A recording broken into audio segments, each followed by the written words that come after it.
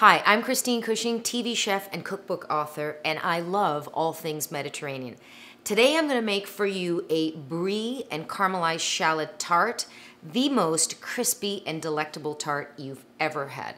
So here's what you're going to need. First, you want to start with a pastry shell that's been blind baked, and I'll explain what that is.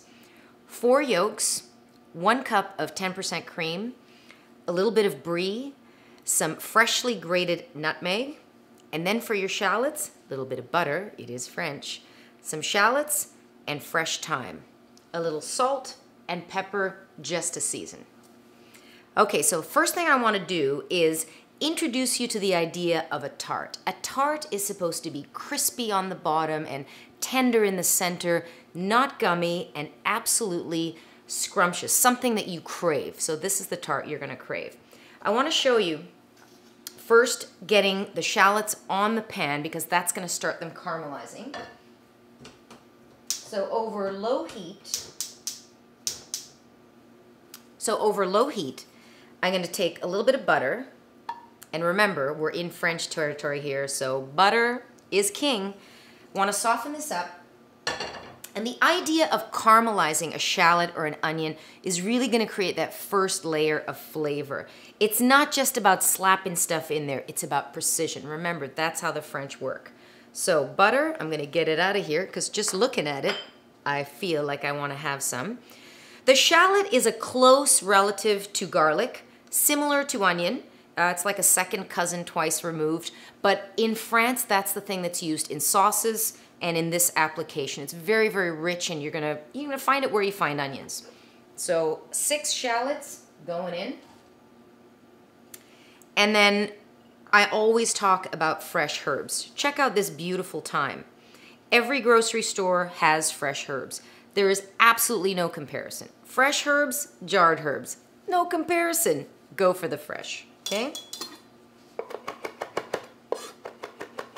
Chopping this baby up.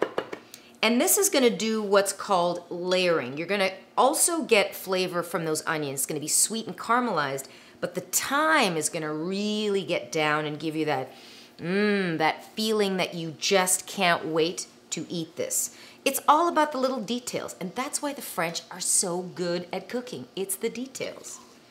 That's a little bit of thyme going in. So while those guys are caramelizing, and it's going to take about 15 to 20 minutes, so be a little patient. Open a glass of wine, open a bottle of wine, it's all good.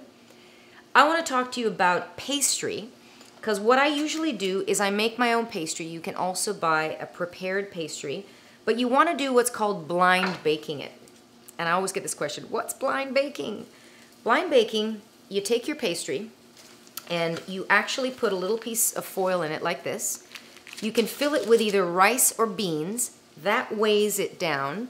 And then you come out with a pastry that's beautifully crisp and tender before you put your custard in, because that's what's going to make it soggy. So this part is blind baked and cooled. Set it aside. Are you excited yet? Do you have your wine out? Because I am. So custard, dead simple, like super, super easy. Here I'm using a 10% cream. Sometimes people opt for milk, but you know, in France, the motto is eat a little, enjoy it, and don't worry, walk a bit more, don't get fussy about it. Eat a smaller piece, but put all the cream in it. 4 yolks, and going in with the freshly grated nutmeg. So nutmeg is this beautiful friend to cream and eggs. It is great in a custard, and here it's going to really give, I would say, sort of a little nutty flavor to it, and something that when you taste it, you're going to go, I recognize that, but I'm not quite sure what it is. A rasp, this is also good for your manicure, French manicure. No, do not do that because you can get extra nails in there. Stir that up. And this is what we call in France a liaison, which just means binding. It's going to bind everything together. Whisk, whisk, whisk. Perfect for parties. If you make these individually, you are going to be the talk of the neighborhood. Imagine you pull up in someone's house and they made you individual little tarts. Brie, caramelized shallots. Hello. Okay, too much blabbing, not enough watching. Look at that. These shallots are already smelling. That thyme, the shallots, the butter. Ooh, baby. Okay, I'm gonna turn it down now. What else do I need to do? I think I'm good to go. The last thing I wanna do is wait for those shallots to caramelize, then we get to assemble this baby. My oven right now is at 325. I wanna cook it low and slow to keep that custard nice and tender. Okay, so this liaison custard is ready to go. Let me have a look at the onions. These are also looking pretty sweet now, caramelized and soft. So, what I want to do is just lay them down right in my cooled tart shell.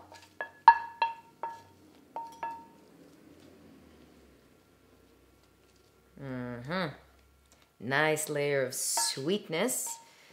And then I can slice a bit of this brie. So what the brie is going to be doing, it's a mild cheese, but it's got that ooey gooey melting texture, and that's going to add that really nice, supple, succulent texture to this. Look at that already. Ooh, brie. Right? You can use camembert, any sort of a soft cheese that's meltable. That's all you need to worry about here. Okay? And I'm going to lay this out right on top of my shallots. Just like that.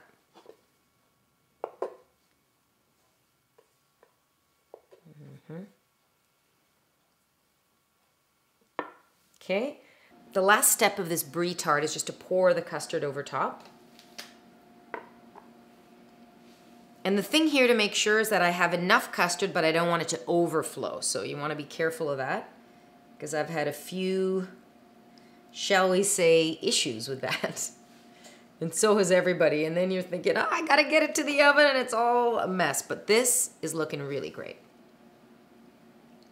Okay, perfectly right to the top. Oven right now is set at 325. And this will bake for just about 20 to 25 minutes until it's just set. It should still have a bit of jiggle factor. That's what we're looking for. Okay, walk with me slowly to the oven. Don't jiggle. Oh yeah, that's what I've been waiting for. Nice and set, golden. Ooh la la.